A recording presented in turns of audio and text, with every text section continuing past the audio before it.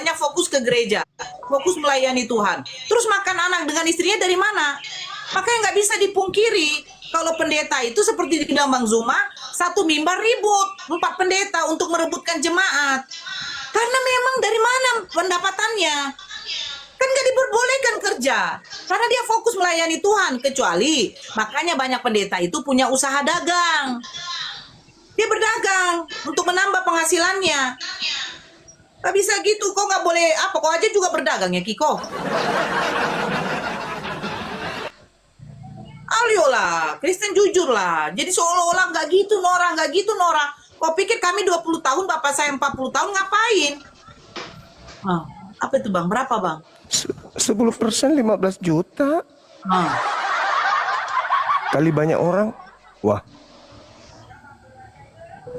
Apa karena ini sampai bertahan?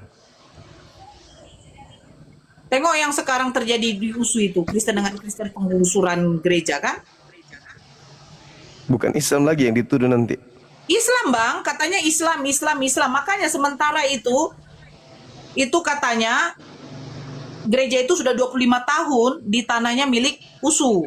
Dan USU meminta lagi. Kan begitu sebenarnya. Nah, sementara yang pengelola gereja itu lagi kasus. Bentar, aku bicara boleh nggak sedikit bertanya? Nah, silakan. Oke, segala hormat buat Bang Juma dan itu Nora. Begini, ketika saya mendengarkan di tempat saya berusaha, kan masjid di atas tuh ada izin bicara, boleh nggak? Silakan. Silakan. Oke. Sebelum melaksanakan ibadah sholat Jumat, sebelumnya saya dengarkan diutarakan segala administrasi masjid, baik keuangan yang masuk yang seperti apalah dalam administrasi masjid. Apa bedanya? Itu dari mana sumbernya coba? Silakan Kan Bang buat. Juma. Nah, saya dengarkan Bang Juma loh. Saya dengarkan baik-baik itu Bang. Iya, baik. Jadi setiap hari Jumat itu diumumkan saldo kas masjid. Setiap Jumat diumumkan. Minggu kemarin ada yang masuk 300.000, pengeluaran bayar listrik sekian, tapi tidak ada berbunyi imam sekian, nggak ada. Nggak ada itu di masjid imam gajian, nggak ada itu Bang. Nggak ada. Tapi sumbernya dari mana Bang? Kalau aturan di keyakinan Abang seperti apa? Coba. Datang seikhlasnya saja, berapa 1.000, 2.000, akhirnya menumpuk makin banyak gitu. Tapi tidak ada diwajibkan, diputuskan harus sekian, nggak ada. Kami ada zakat. Tapi kan di kita, iya Bang Juma. Sekali setahun. Nah kalau di gereja kan sekali sebulan 10%. Belum lagi persembahan-persembahan yang lain. Bacakan Bang. Untuk pendeta sekian juta. Nggak usah bohong kok Kiko. Begitu dibacakan. Untuk Nggak ada. pendeta. Kau bilang nggak ada? Berarti mantan pendetamu itu Nora. Hei, kau.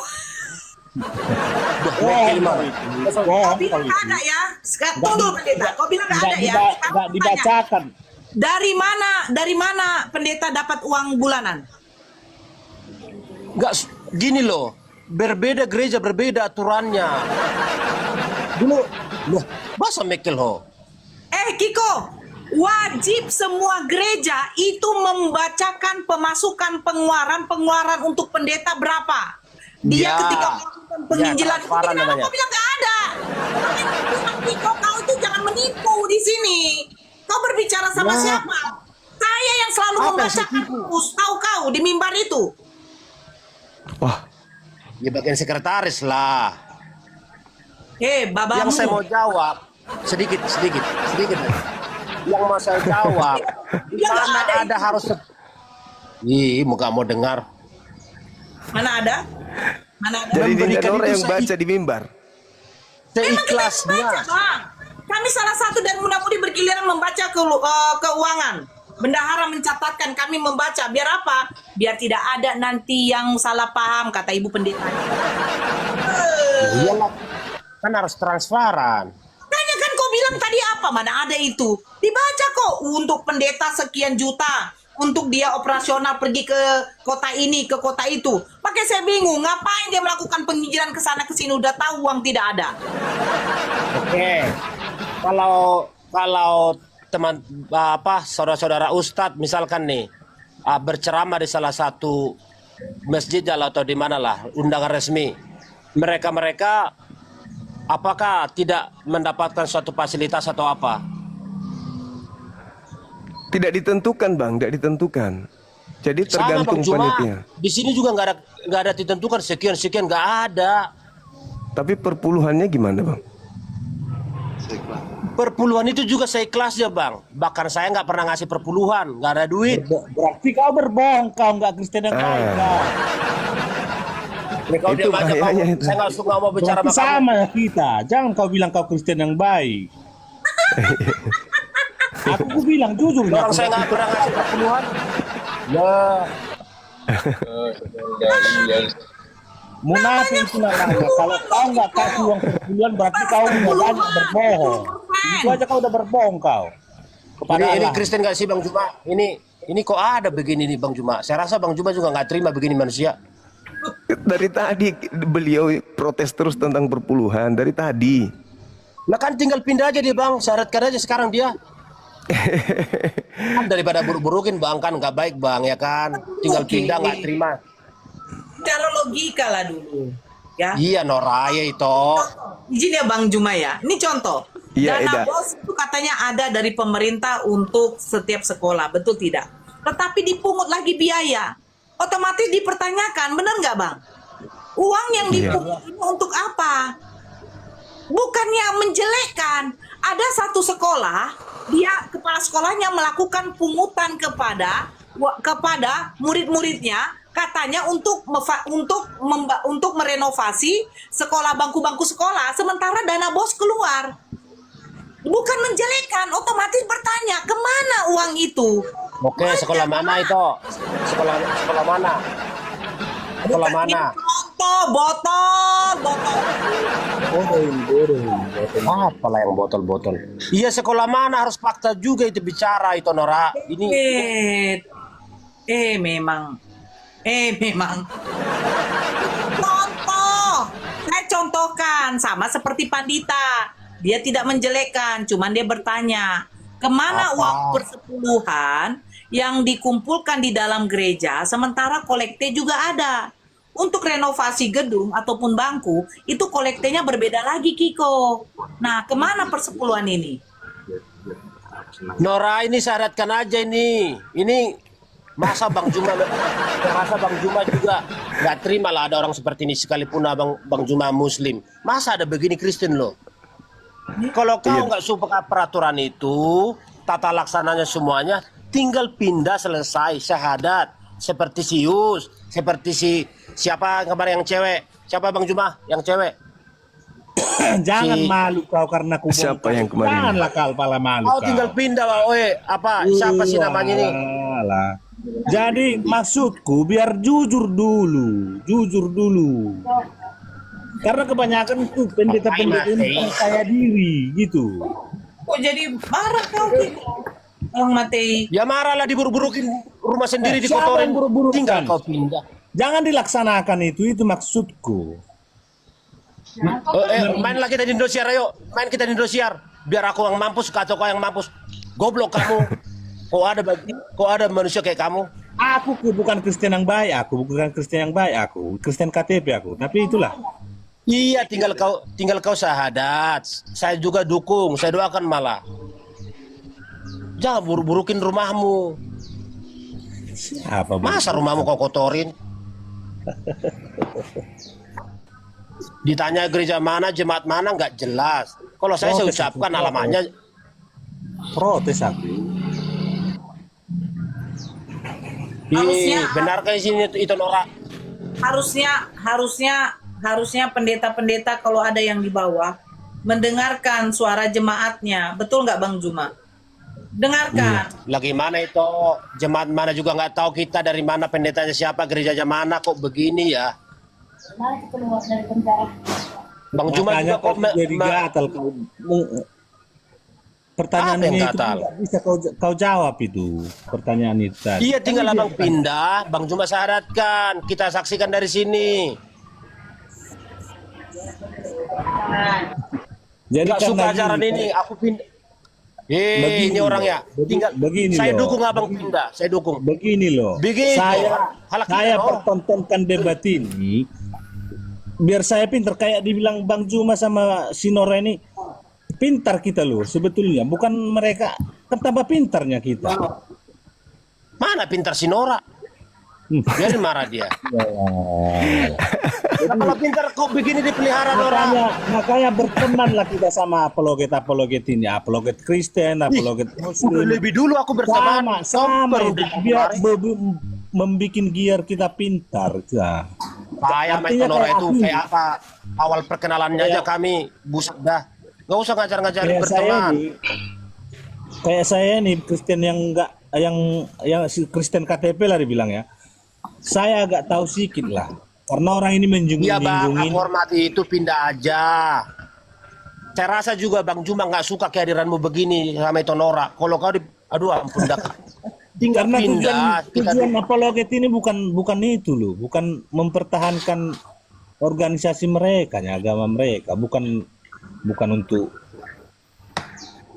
mengapakan mensyahadatkan orang Kristen atau mensyaratkan orang apa, bukan itu yang dia apa, biar pintar sedikit manusia itu. Bukan aja yang lain, Mbak Pandita. Nah, kau Kiko banyak kali cerita kau, ya. Kau tidak tahu, tidak bisa apa, kau tidak usah apalah. Wajar. Kalau seandainya di dalam Islam, seandainya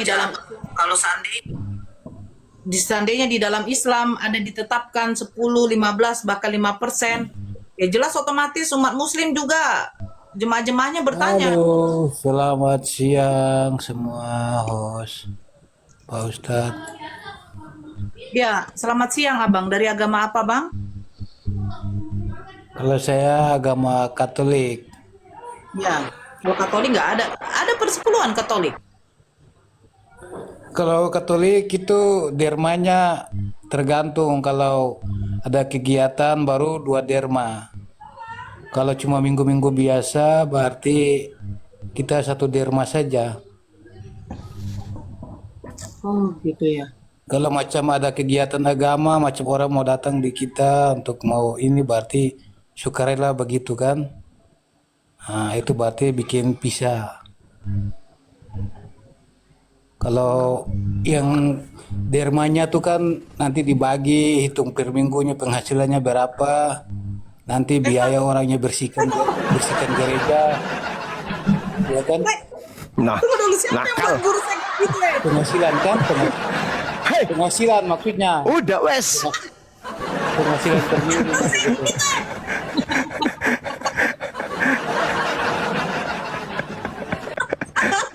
Nakal.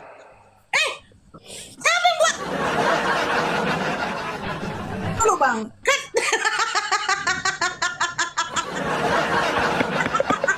Kurang ajar. Hari Jumat lagi. Bener-bener nakal. Sudahlah. Udah cepat. Udah cepat. Iya. Lanjut. Lanjut Bang. Maaf ya Bang ya. Kita intermezzo gara-gara tadi tiba-tiba berubah. Jangan kayak buat guru kita kayak gitu ya mukanya.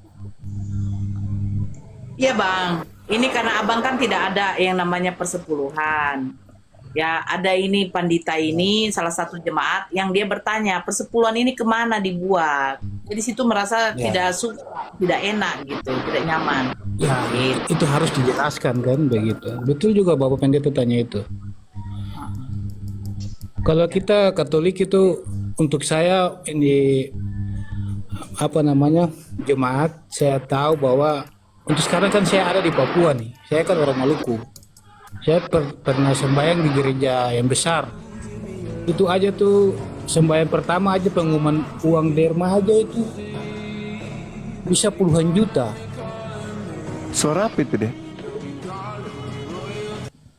Tapi ya itu sudah. Jadi Baru sekali menang udah kayak gitu kali kau ya. bayar Sepele kau sama aku ya. lagi orang-orang yang bersihkan gereja toh. Nah, untuk orang punya gaji per bulannya berapa, biaya gereja, bersihkan gereja. Ya, pokoknya begitulah. Titip salam dari Aceh. Untuk keperluan gereja. Sahabat Visa Dinda Nora. Iya, lanjut Pak Pendeta, lanjut. Salah. Maafkan saya Bang Zuma. Oh, ini pelakunya Bang. Ini Bang Abdul Castello. Oh, dia pelakunya Bang buat Abang. Blokir. Blokir.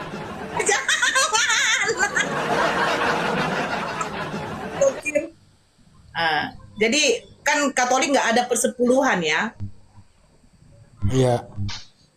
Ya, jadi kayak itulah. Dia mau minta penjelasan soal itu. Ya, Bang Zumanya kan sebentar lagi mau apa juga, saudara Muslim, mau Jumatan. Jadi beliau tidak terlalu fokus lagi. Gitu. Ya, bagaimana Bang? Yang apa tema Abang tadi? Siapakah Yesus yang kalian sembah di dalam gereja? Bang Andi. Iya. Gimana? Siapakah Yesus yang kalian sembah di dalam gereja? Kalau pribadi saya tahu ya Yesus Kristus yang diutus oleh Allah. Gitu ya Bang ya? Iya, kalau pribadi saya yang selama ini saya tahu begitu. Ya, jadi Yesus kan mengatakan waspadalah kepada penyesat yang datang kepada kalian. Nasihat Yesus itu berlaku kepada Bani Israel. Lalu Yesus Kristus yang datang kepada mereka, "Weh matamu."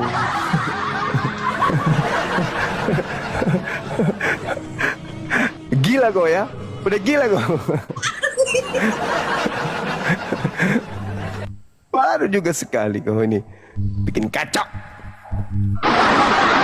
Jadi Yesusnya mengatakan kepada kaumnya Bani Israel agar waspada kepada penyesat yang datang kepadanya kepada mereka memakai nama Yesus, di mana penyesat itu akan menyesatkan banyak orang. Nah, penyesat ini datang kemudian kepada salah satu tokoh yang diidolakan oleh saudara kami Kristen. Begitu tokoh ini datang kepada Bani Israel sudah mendapatkan pesan terlebih dahulu. Jangan kemudian kamu percaya, sehingga Bani Israel tak percaya. Nah, tokoh yang diusung kemudian oleh Yesus, oleh makhluk yang mengaku Yesus ini larinya ke Eropa. Taruhlah kemudian kita tahu bahwa pertama kali Yesus itu dia lantik setara dengan Tuhan itu kan di Roma. Jadi Roma mengajarkan Yesus. Jadi tokoh yang tadi mengajar ke Roma, ke Yunani, ke Athena, sampai ke Belanda, sampai ke Indonesia. Kalian tidak mendengarkan nasihat Yesus, jangan percaya. Waspadalah kepada penyesat yang datang kepadaku memakai nama Yesus. Nah, kalian justru nggak waspada, justru menerimanya. Inilah yang saudara-saudara sembah di gereja hari ini. Seperti itu, Bang. Iya. Silakan.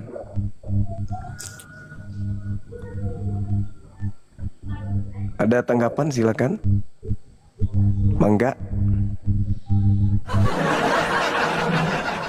Kalau saya ngomong dikit ya, kalau saya ya mungkin ya menurut Pak Ustadz gitu ya. Iya, Mungkin betul, menurut betul. Pak Ustadznya gitu. Iya. Tapi kalau pribadi saya Iya. Silakan Bang, silakan. Ini kalau semua orang pribadi dikerjain. saya, setahu saya selama ini ya mau dibilang hampir semuanya sembahnya begitu. Kurang tahu ya di pulau pelosok-pelosok lain ya. Tapi yang di saya di Maluku, di Papua yang saya ada, yang saya sudah pernah merantau, sudah pernah ibadah sama-sama. Ya semua tetap sembahnya itu Yesus Tuhan Allah itu sudah. Iya Bang, betul. Kan nanti di ujungnya kan jelas gini Bang. Di ujung kehidupan manusia nanti, di pada mahsyar, hari terakhir, sebelum kita ke neraka atau kita ke surga, banyak orang yang akan datang kepada Yesus. Jadi di sana ada Nabi Musa, di sana ada Nabi Ibrahim, semuanya dikumpul para nabi. Para penggawa-penggawa utusan Tuhan itu di tengah-tengah kita muncul. Nabi Muhammad juga ada. Kami pengikut Nabi Muhammad berbaris di belakang Nabi Muhammad. Pengikut Nabi Musa begitu juga. Begitu juga yang lain. Begitu juga kemudian di belakang Yesus berbaris murid-muridnya. Ada sekelompok orang tuh tiba-tiba datang berseru juga, Yesus, Guru, Tuhan, Tuhan, bukankah kami dulu bernubuat pakai namamu, bermujizat, mengusir setan pakai namamu? Kata Yesus, maaf, aku tidak mengenal kalian, kalian semua adalah pembuat kejahatan. Nah, siapa di luar Yahudi yang memanggil Yesus Tuhan, bermujizat pakai nama Yesus? Kan cuman Kristen, abang. Berarti Kristen mengusir siapa? Hindu enggak, Buddha enggak. Ya kalianlah yang diusir. Kalian yang bermujizat, kalian memanggil Yesus Tuhan. Kalian yang kemudian mengusir setan pakai nama Yesus. Tak ada yang lain. Makanya dalam kitab Markus 13 itu kan dikatakan, waspadalah kepada penyesat yang datang kepadamu memakai namaku, mereka akan menyesatkan banyak orang. Siapa yang memakai nama Yesus datang ke Indonesia? Orang Arab datang ke Indonesia, apakah memakai nama Yesus? Enggak. Belanda, Portugis datang ke Indonesia, apakah memakai nama Yesus? Yes. Menyesatkan banyak orang. Dari situ aja kita bisa tahu siapa yang pergi ke seluruh dunia memakai nama Yesus. Orang Arab datang ke Indonesia tidak pakai nama Yesus, pakai nama Nabi Muhammad. Orang Belanda penjajah masuk ke Indonesia memakai nama Yesus. Kalianlah saudara-saudara kami yang disesatkan oleh mereka yang menggunakan nama Yesus itu. Nah, kalian yang sudah disesatkan, menyesatkan pula keturunan kalian, anak-anak kalian, cucu kalian, jemaat kalian akan sesatkan. Begitulah seterusnya. Begini bang, sorry ya, saya tanggapan Iya. sedikit ya. Silakan. Saya mau tanggapan sedikit. Begini bang, sebenarnya kita Kristen Katolik dengan Muslim siapa yang duluan ada? Ya, Katolik duluan Saya mau ada. tanya itu saja dulu. Katolik Kalau abang mau duluan masuk ke ada. dalam ya, kalau abang mau masuk ke dalam itu berarti saya punya pertanyaan begitu. Katolik, Kristen Katolik dengan Muslim siapa yang duluan ada di bumi Katolik, ini? Agama Katolik duluan bangkitnya siapa? oh, udah dijawab padahal. Katolik lebih dulu karena memang antikristus itu sesama dengan Yesus. Antikristus itu, penyesat itu sesama Yesus. Coba Anda baca 1 Yohanes 4 nomor 1, nomor 2, nomor 3, nomor 4 sampai nomor 6.